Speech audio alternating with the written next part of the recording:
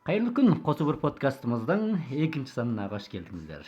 Бүгінгі сіздермен бөлісетін тақырыбымыз армандар шындыққа айнала ма деген тақырып төңірегінде болмақ. Иә, негізі бұл тақырыпты арман дегеніміз не дегенге тоқтала бастағанымыз дұрыс болар. Жалпы қарап отырсақ, адамдар келешегіне байланысты қол жеткізгісі келетін үлкен нәрселерін, жаңағы қалауларын арман деп айтуға болады. Шынымен де қазақта бір сөз бар ғой, сен арманыңды айт, мен сенің кім екеніңді айтайын дейді. Сонысына қарап отыратын болсақ, жаңа адамда арманына қарап, жаңа өмірге деген құштарлығын, жаңа көз өрісінің қаншалықты кеңдігін біліп, жалпы сол адамды танып білуге, жаңа арман дегеніміз өте үлкен рөл атқарады екен. Иә, жаңа дұрыс. Бүгінгі өмірінен қарағанда келешек адамның маңызы ғой. Оны жаңағы келешегін анықтап жатқан нәрсе де бүгінгі қазір ойлап жүрген ойы, арманы деуге болады. Сонда бұдан жаңағы не көруге болады деген кезде арманның қаншалықты маңызды екенін жаңағы шығарып келуге болады. Шынымен де. Және де арман дегеніміз жаңа 8 жастағы баладан 80 жастағы қартқа дейін армандайтын болғандықтан, жаңа уақыттың желісіменен өзі арман ақыл ойдың толысуменен ауысуы мүмкін. Жаңа әртүрлі неменеде ауысуы мүмкін.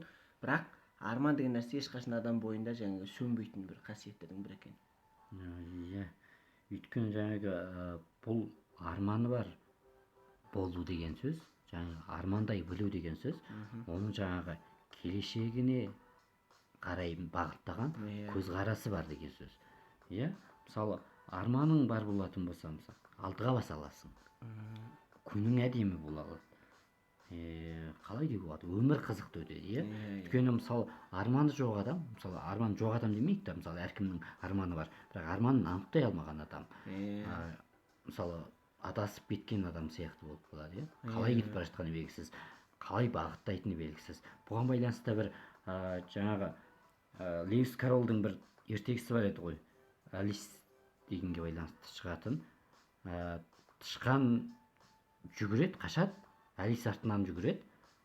Тышқан екі жолдың айырылатын жеріне келіп тоқтайды. Сол кезде Алис сұрайды, қай жолмен кетемін деп. Қай жолмен кетеміз деп сұрайды. Сонда тышқан айтады, жаңағы сен егер қай жолмен кететініңді білмейтін болсаң, бастан бері қалай қарай кететініңді білмейтін болсаң, мысалы қай жолмен кеткеніңнің не маңыздысы бар дейді. Бұл қаншалықты жай ертегі болса да, мысалы адамның өміріне бір сабақ болатындай оқиға деу. Адам шынымен де сен айтып отқан дұрыс та, шынымен де адам өзінің қайда баратынын білмейтін болса, өмірінде ешқандай мән болмайды ғой. Арман дегеніміз адамның ішіне өмірін бір мәнді, сәнді қылатын, өміріне бір дәмсіз болып тұрса бір тұз кіргізіп беретін сияқты, тұздап беретін сияқты адамның бір өмірінің мәнді жағы болып есептеледі. Және де шынымен де ойлап қарасақ, егер арман болмаған болса қандай болар еді? Эверест сияқты үлкен биік шыңдарды ешкім бағындырмаған болар еді. Қоршап отырған, маңайымыздағы барлық нәрсе арманнан негізі бастау болады. Әрине. Мына өмірде де айтып өтетін болсақ, шынымен де мына Томас Эдисон лампыны шығармаған болар еді. Егер арман деген нәрсе болмаған болса, ол армандаудың арқасында жаңа нәрселерге, мысалы біз кішкентай кезімізде ертегілерден ұшатын кілем деген сияқты ертегіні тыңдайтынбыз. Оны неге апарды дегенде, сол ұшатын кілемнен бастап алып, мүмкін ұшатын барлық нәрселер содан бастап алған болуы мүмкін ғой. Арман дегеніміз барлық нәрсенің бастауы деп айтсақ болады. Шынында мысалы маңыздысы жаңағы ол арман қанша дегенмен бастау болғанымен, оның жаңағы соңына жету, жаңағы оны жүзеге асыра білу де өте маңызды. Оның сыртында мысалы адам армандаған кезде оны тек қана өзі армандап қана қоймай, оны жүзеге асыра білу маңызды болып отыр. Жаңағы жету үшін де. Жету жолында талпыну, алдыға өзінің қалаған нәрселерін істеу үшін өзіне шабыт сыйлау деген сияқты. Онда бір қосымша бір мән беретін нәрсе болғанда, мысалы арман бір шектеулі болмайды маған ойсырамайды алып көрген кезде. Өйткені мысалы ертең бір арман қойып та, мысалы ертең біраз уақыттан кейін оған жетіп қоятын болсаң, одан кейінгі өмірің, жеткеннен кейінгі өмірің бір қызықсыз болып қалатын мысалы. Маған солай сезіледі. Шынымен де андақ туралы бір нәрсе есіме түсіп тұр. Кімнің, Дональд Трамптың Never Give Up дейтін кітабында айтылады ғой, сен басқа адамдар мынау ақылдан алжасқан ба деп ойлайтындай дәрежеде арманда дейді да, арманда чек болмасын дейді. Кітап деген кезде менің де бір ойыма бір кітап түсіп жатыр. Немене Пауло Коэльоның алхимист деген кітабы бар ғой.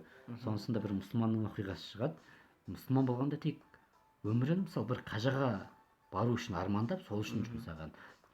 Бір күні мысалы оның қажаға баратындай мүмкіндігі болады, бірақ та бармайды. Сөйткен кезде сұрайды одан: сен неге мысалы қажыға баратын мүмкіндігің бола тұра бармайсың деген кезде ол айтады: менің өмірімді тек қажыға бару үшін армандап өткіздім дейді. Мысалы егер оған мен қажыға барып қоятын болсам, одан кейін менің арманым жоқ болып қалады. Арманым жоқ болып қалудан қорқамын дейді да. Мысалы бұл нені көрсетіп жатыр деген кезде, шынымен де арман егер болып қоятын болса, жүзеге асырылып қоятын болса, одан кейін өсетін болса, шынымен де ары қарай жаңа Окодидің айтқан сөзде бар емес па? Егер еңбектеніп тұрған адамның жететін жері жаңа арманмен ғана шектеледі дейді. Сол арманнан ары қарай шынымен де өзің қол жетпейтін нәрселерді армандап ары қарай ол деп айтады ғой. Сол ары қарай көптеп соны ары қарай дамыту керек сияқты, шынымен арман. Қарап отырсақ, қазір мен мысалы бір қазір А деген нүктеде бармын деп ойлайтын болсам, менің бір жаңа арманым Б деген нүктеде деп ойлайтын болсам, оған баратын жолды мақсат деп анықтадым. Мақсат. Өйткені мысалы мақсат арқылы алдыға біткен қойған мысалы 1 жылдық, 5 жылдық, 10 жылдық, 20 жылдық мақсат қою арқылы оның жаңа келешекте жаңа үлкен арманға жету керек. Сол үшін де жаңа арман деген өте биікте, өте үлкен болу керек деген. Менде сондай ой пікір бар. Шынымен де өзіңе жаңағы арманнан бастап алған мақсаттар қойып, арманнан бастап алған мақсаттар қойып, соған жету жолында жаңа талпынатын болсаң, қарапайым мысал айтатын болсақ, менде де бір немене мысал айта кетейін. Жаңағы 9-шы сыныптың баласы деп алатын болсақ, ол үлкен бизнес болуды армандайтын болса, бизнесмен болуды армандайтын болса, алдымен қайтеді, бизнеске керекті жаңағы пән таңдап оқиды. Одан кейін университет қабырғасына барғанда бизнес жағынан жаңағы университетке оқып бітіреді. Сосын барып қайтеді, жеке компанияға жаңағы бизнес жағынан жаңағы өзінің тәжірибесін толтыру мақсатында жұмыстап, сосын барып толыққанды бизнесмен болу үшін жаңағы өмірлік қадам басып алға жылжитын болса, ол шынымен де бизнесмен болады. Жаңа мысалы мысалы жаңағы адам биге жету үшін мысалы ортасындағы жолда жаңағы нәрселердің бәрін өткізу керек қой. Өткізу керек. Соған деген жаңағы қандай нәрсе керек, мен қай жолда жүремін дегенді жаңағы өзі анықтап алатын болса, жаңа арманға жету жолдары жаңағы өзіне айқын болатын болады. Дұрыс айтасың. Сондықтан да мысалы біз келешек арманымыз біздің алдыда болғандықтан, оның ортасындағы жолымыз бүгіннен бастап жатыр. Мысалы бүгін қалай өткіземіз, ертеңді қалай өткіземіз деген мысалы соған келешек арманымыз қалай болатыны соған байланысты. Өйткені мысалы бүгінгі бір күніміз, бір жетіміз, бір айымыз, бір жылымыз келесі біздің арманымыз үшін қазір өтіп жатқан болуы керек. Шынымен. Сосын тағы да мынандай бір немене бар екен. Әркім адам армандайды, барлық адамда арман бар. Бірақ барлық адам арманның жаңа тоқтап қалатын немесе арманына жетпей қалатын бір үлкен себеп сылтау деп айтатын болсақ, бір сылтау бар екен. Жаңа менің қазіргі осы деңгейім болған кезде мен арманыма деген ешқандай істей алатын деңгейде емеспін. Менде мысалы ақша жағынан менде ешқандай ақша жоқ деймін. Сылтау. Сылтау айтатын болдық. Әйтпесе мен қазір жағдайымды жақсартып алайын, сосын арманым үшін нетем. Қазір болғанда мен бір осындай жұмыстармен айналысып жатырмын деймін. Сондай сылтаудар айтады да көбісі сол арманы жаңа қалып қойып жатады өзінен. Ал оны мысалы мынандай нәрсе бар екен. Сенде екі-ақ сылтау болу керек екен. Сол болса онда сен шынымен арманыңнан жаңа қол үзуге болады. Оның біреу болғанда өмір бақи сотталған болып есептелетін болсаң, ол болғанда сен арманнан жаңа бас бостандығынан айырылған деп айтады ғой. Біреудің сондай темір торға қамалған болсаң, ол арманынан жаңа шектеулі жердесің, үкіметтің жаңа қорғауында, қоршаудағы жердесің. Ал енді біреу болғанда сен өмір бақи жаңа төсек тартып жататын адам болсаң, одан Құдай сақтасын, бірақ қозғалмай жататын болсаң, сондай адамдар да бірақ та армандап жатады. Бірақ енді істеп алдыға жүзеге жүзеге асырғанға үлкен сылтау болып тұр, жаңа денесі алып тұру. Жаңа сотталған адам болса, андан шығып барып істеу керек. Ол бірақ өмір бақи бас бостандығынан айырылған болса, ол жаңағы істеу алмайтын мүмкіндігі көп болып есептелетін болып тұр ғой.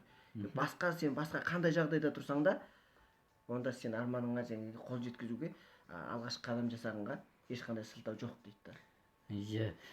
Мысалы, немене Морган Фриман айтады ғой, мысалы адам нені армандай алып тұрса, оны жүзеге асыра алады. Мысалы, әркім өзін мысалы жүзеге асыра алатын дәрежесінде армандай алады. Чынымен қол жететін нәрсені армандау дегеніміз жаңа жалпы жаңа айтты басында да айтып кеттім ғой жаңағы арман дегеніміз жаңа өзіңнің көзқарасының қанша кеңділігі және де өмірге деген құштарлығы деп. Сонысына қарайтын болса жаңа мен мысалы ойлайтын болсам мен 5 жылда осындай нәрсені істей аламын деп өзім ойлағандықтан 5 жылдағы соны армандаймын. Ал 10 жылда дейтін болса жаңа шынымен Дональд Трамптың ойлағанда сияқты 10 жылдан кейін осындайға жетемін деген сияқты таңғаларлықтай арман қоюға болады деймін да. Мысалы шынында жаңа таңғаларлықтай арман қоятын бөтет жеше деймін. Мысалдардан жаңа айта кетсем жаңағы Дональд Трамп, Дональд Трамптың жаңағы кітабында айтқан Илон Маск бар мысалы. Қаншама үлкен нәрсе армандайды. Мысалы Марсқа барып келіп мысалы адамдардың саяхаттап жүретін мүмкіндігін жасаймын дейді. Машинамен мысалы жаңағы тез жүретін тренмен 4-тен 5 сағат жүретін жерге тек қана бір 30 минут жұмсайтын сондай техника жасап шығарам деп жатыр 2024-тен бастап. Бір ойлап қараса шынымен ақылға сыймайтындай дәрежеде, бірақ ал ол адамның бұрыш жағынан қарайтын болсақ, ол адам көзімен қарайтын болсақ, шынымен оны істеп шыдайтын болғаннан кейін өзіне алдына сол мақсат қойып армандап отыр ғой, әрине. Шынымен де мына тағы да Голливудтың атақты кино артисі Джеки Чанды айтсақ болады, соны анандай дәрежедегі жетіп жұлдыз болу үшін не істемеді, бүткіл дене мүшесінің барлық сүйектері сынған, арманына қол жеткізу мақсатында жаңағы барлық дене мүшесі сынғанға дейін ешқашан тоқтамаған. Бір қабырғасы 3-тен 4 рет сынған деп ойлашы, шынымен де. Мысалы барлық сүйектер 200 жерінен сынған деуші ме? Сондай 200 дене мүшесінің сынған деген мағлұмат бар. Сосын арман жалпысы жасқа байланысты емес, жаңағы мен айттым 80 жастағыдан 8 жастағы балаға дейін армандауға болады деп. Оның дағы бір мысалын айта кететін болсақ, жаңағы Харлин Дэвид Сандерсон деп KFC-ді ашқан кісіні айтуға болады. Бұл енді әбден өмірінің 50%-ін өткеннен кейін 60 жасында алғашқы арманы бойынша арманына жеңіске жеткен адамдардың қатарында деп айтса болады. 80 жаста болсаң да сен армандауға болады деген үлкен бір мысалы болып жатыр да, тірі мысалы. Бұл не кімдерге де жаңағы мысал болады деген кезде мысалы кейбір адамдар айтады ғой, мен кәртейіп кеттім, мен 30 жастан кейін істеймін. Шынымен дұрыс. Андаққа жаңағы бір мысал бар емес па? Бауырым, енді бұл бүткіл үмітіміз сенде деп бір бұны болған нәрсе де бүткіл үмітіміз сенде, енді мына ағаң осымен болды, тоқтады деп айтқанда, ағасы 25 жаста болған ғой. Сол арманда бастамай жатып тоқтаған бұл. Маңыздысы жаңағы арманын анықтай білу маңызды, және де оның жолын анықтай білу маңызды. Оның сыртында оның жаңа арманға жетер жолында жүре білу маңызды. Табандылық керек, шыдам керек шынымен де. Алдыға мақсат қойдың ба, шынымен жету мақсатында соған талпыну керек қой. Біздің қысқаша бөлген уақытымызда аяқталып келе жатыр ғой дейміз. Қорытындылай айта кететін болсақ, жалпы адам нені армандаса да болады. Маңыздысы соны армандағаннан кейін оны жүзеге асыру маңызды. Жүзеге асыру жолына шыға білу маңызды, және сол жолда жүре білу маңызды. Бір істі бастағанына қарап емес, шынымен аяқтағанына қарап бағала дейді ғой. Шынымен де бір істі бастаған болсаң, соның ақырына дейін жетіп, сол өз ісіңнің, өзіңнің арманының жаңағы жалауын қолыңа ұстайтын мықты азамат болу. Ең басты мәселе өзіңді өзің жеңу болып отыр осы жерде. Ал осымен бүгінгі санымыз аяқталды. Бүгінгі санымыздан қандай бір нәрсе өзіңізге ала алған болсаңыз, өзіңізге қосу бір жаңалық, қосу бір немен деп айтса болады, білім, керек нәрсе алған болсаңыз, біз үшін үлкен алғыстар болады. Жаңағы қосымша бір айта кететін болсам, жаңағы ең соңында ойыма келіп жатыр. Окадидің бір айтқан подкастында құлағыма шалғаны бар еді. Жаңағы егер арманыңды деп отыр ғой, толығымен анықтай алатын болсаң, оның жаңағы жүзеге асатын мүмкіндігі 38%. Егер оны жазып қағаз бетіне түсіретін болсаң, ол жаңағы жүзеге асатын мүмкіндігі 78%.